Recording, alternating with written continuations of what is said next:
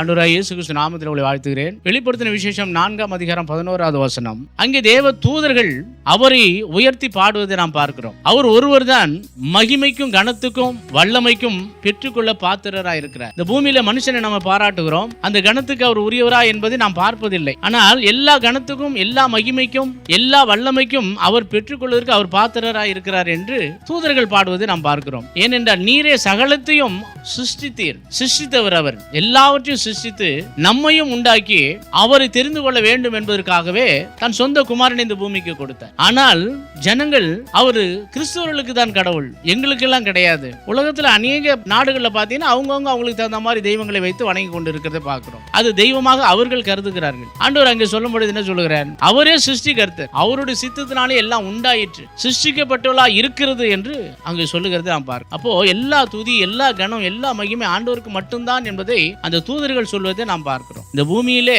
ஆண்டவர் இயேசு கிறிஸ்துவை நீங்கள் துதித்து மகிமைப்படுத்தி அவர் எல்லாருக்கும் எல்லாம் இருக்கிறார், என் பாவங்கள் மீறுதல்கள் அக்கிரமங்கள் வியாதிகள் எல்லாவற்றையும் அவர் சிலுவையிலே சுமந்து தீர்த்தார், எனக்காக தான் அவர் இந்த பூமிக்கு வந்தார், அவர் தான் சிருஷ்டி கர்த்தர் என்று நீங்கள் சொல்லும் பொழுது, அந்த நாவினாலே அறிக்கை செய்யும் பொழுது அவர் உங்களை ஆசீர்வதிக்க அவர் போதுமானவராக இருக்கிறார். அவரே சிருஷ்டி கர்த்தர் என்பதை நீங்கள் உணர்ந்து கொள்ளுங்கள். ஆண்டவர் உங்களை ஆசீர்வதிப்பார். ஆண்டவர் இயேசு கிறிஸ்து நாமத்தில் உங்களை வாழ்த்துகிறேன். ஆமென்.